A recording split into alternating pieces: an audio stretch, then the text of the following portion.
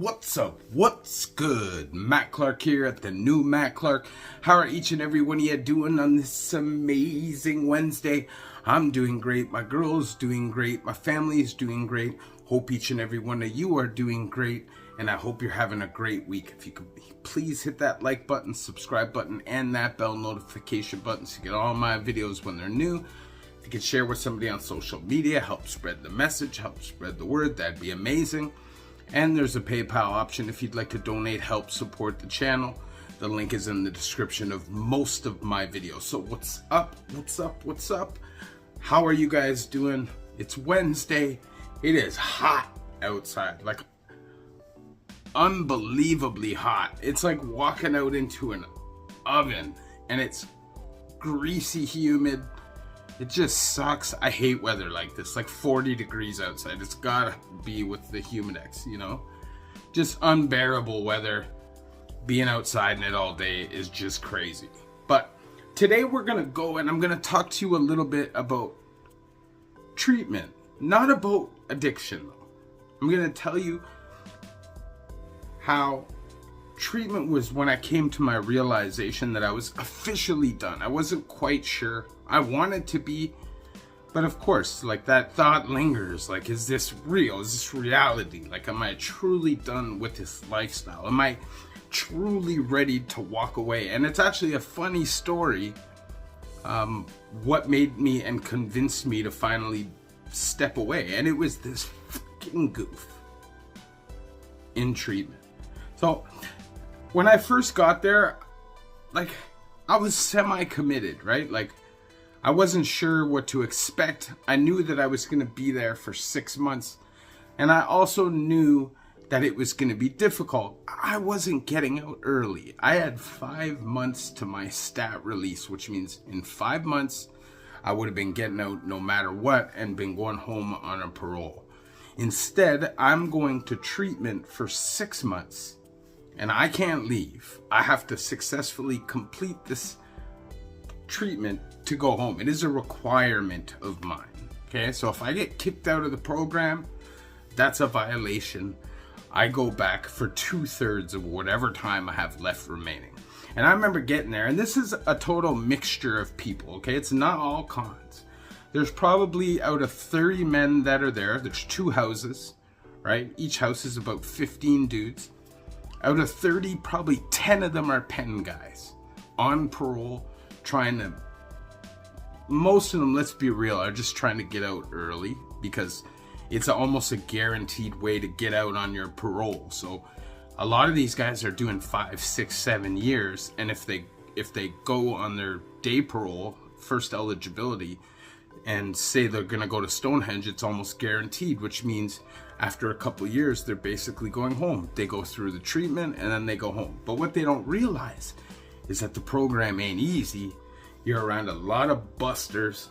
You're around a lot of civilians, and it's going to test your patience. You know, you're going to be around a lot of people that aren't from the same lifestyle as where you just came from. Because remember, I just walked out of a federal penitentiary into this treatment center. Right? I'm not an easygoing guy at this time.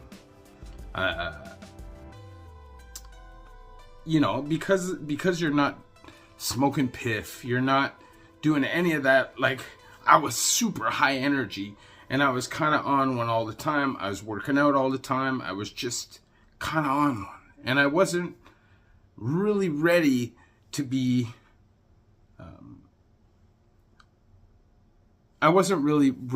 criticized, to be quite honest.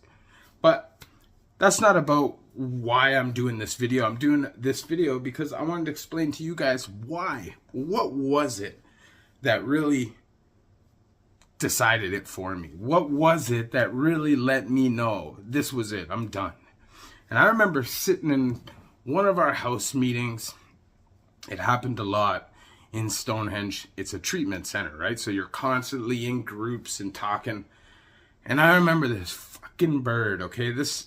He's like a 55-year-old addict who thinks he's Mr. Hardcore Con. But he's 5'7", 140 pounds, and just a true waste man of a human being. And I remember sitting in the meeting one day and listening to, yo, don't, what do they say? Don't disrespect me. I come from Collins Bay. And in Collins Bay, people get stabbed in their neck every day for disrespecting. And it's like, bro, you were on 9 Pod in Collins Bay, which is like Fembrook a la Collins Bay. Okay, you're cooking your own food. You're living in like luxury living, considering you're in a penitentiary. You're in like the easiest block in the whole joint. Slow down. You're a 55-year-old crackhead. And I remember one day just losing my shit and running this dude down. Remember, there's pure civilians. So me snapping 230 pounds. I was in the best shape of my life while I was there. I was fucking huge. And I was just kind of high strung, let's say. So I remember one day just snapping and having this guy cowering, Mr. Collins Bay. And I remember thinking to myself, man, I never want to be this fucking guy. I never want to be that guy. When you're doing time, you know, you're going to meet quite a few solid dudes, quite a few dudes that you know are serious guys. But you're also going to come across a lot of fucked up losers, man. Guys that, sadly to say, are okay with being caught up in the system. They're not specifically bad or dangerous. They're not out shooting people. They're not out stabbing people. They're literally just drug addicts who do petty crime. That petty crime stacks up conviction after conviction after conviction. So they start doing hard time. The exact same thing as me. The only difference was that these guys are like 60. You know, time's up. You know what I'm saying? Time is way up. So I remember sitting there in meetings and just looking at this guy, wanting to run at him, like hated him with a passion. There, you know, I don't really typically say that I hate people. I think it's really hard for me to hate somebody, truly hate somebody. But I hated this human being. And I'll tell you what, the man snitched on me for some shit, right? Tried to get me kicked out of the place, yet walked around with this attitude of, I'm such a con. And it just made me realize that the longer you stay, the more your brain gets deteriorated, and the more you get acclimated to that life, and that just becomes who you are. You just accept that. It becomes your destiny. And I never wanted to be that guy. I'm sad to say, I'm not disrespecting anybody who's 60 or 70 or 80 years old that's in prison, because that's not who I'm talking about. There's a subset of dudes, you know, you basically just become a washed up old rounder who spends your life locked up and talking about old jail war stories.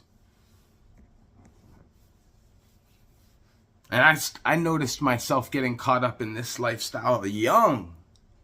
And sure, people like hearing the war stories, right? They do. But you want to have something else to talk about in your life. You want to have something else that you can be proud of, you can stand on, you can build some kind of a fucking legacy for yourself, your family, your kids. Provide for the ones that you made. Stand on something, you know, build some kind of life for yourself and not just be a statistic. And I didn't want to be that guy. I didn't. So I decided to take a hard line, you know. I'm going to step away from anybody who moves like that. I'm going to step away from anybody who's going to put my life at risk, my freedom at risk. And that doesn't mean I don't know anybody who doesn't do anything, you know, wrong, right? I do. But I'm smart enough to keep away from it, to separate myself from it, because I know how easily and how quickly I can get sucked back into this lifestyle.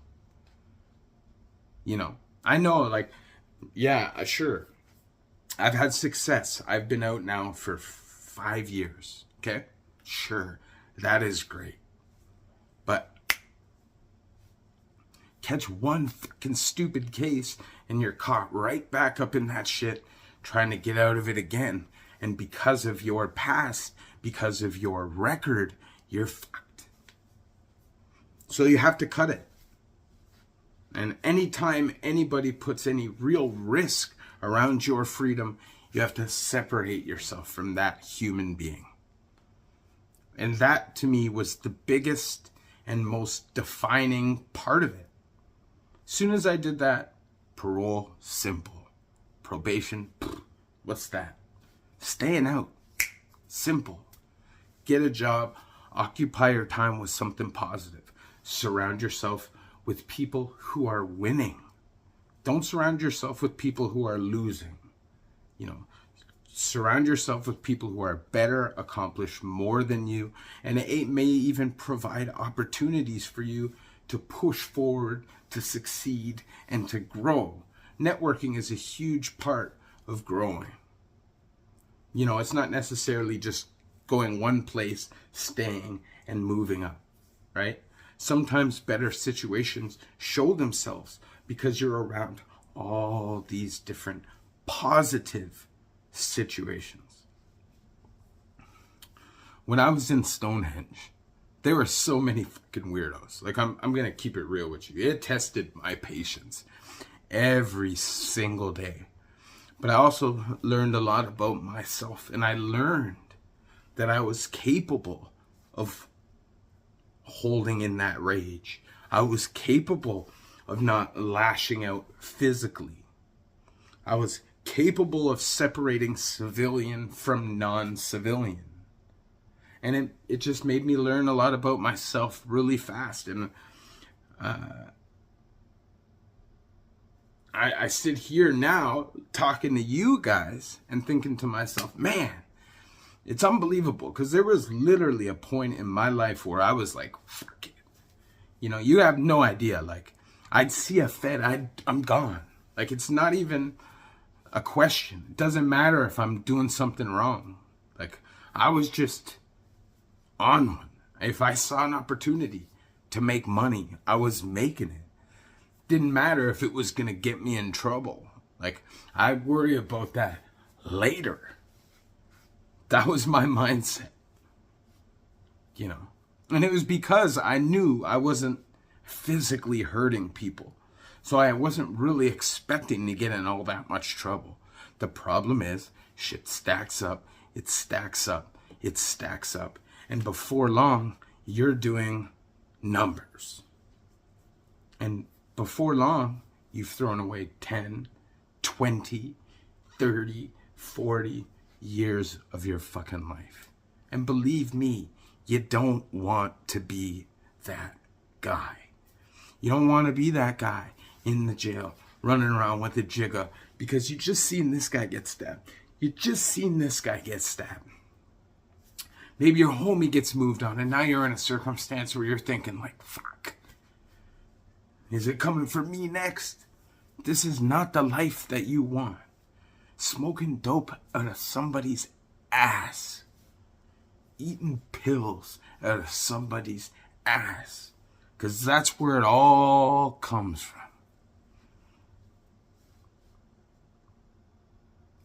Having to see your people in a fucking visiting room with limitations to how much you can touch them or physical contact with your people.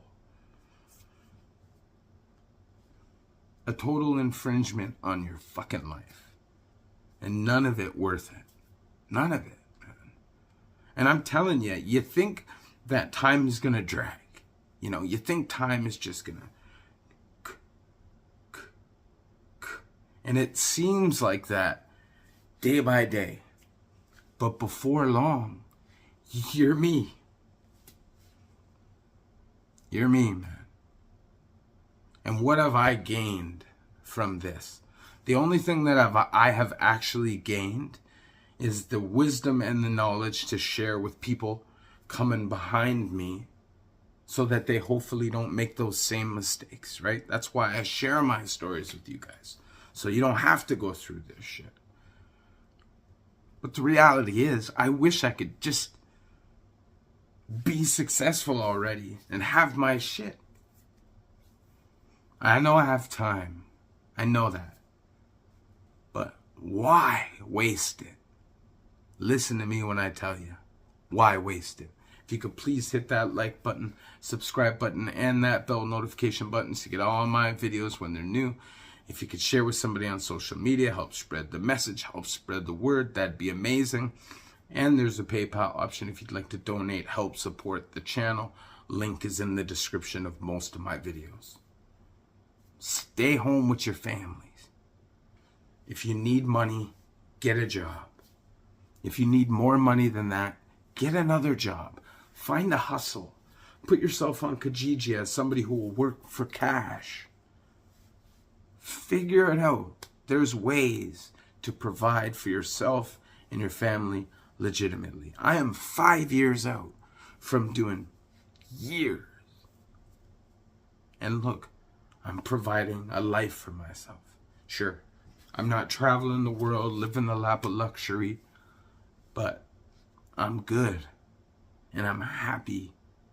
I have an amazing relationship with a beautiful woman, and I'm home. That's what it's about. Fuck all that other shit. Don't throw your life away. Love each and every one of you. The new Matt Clark.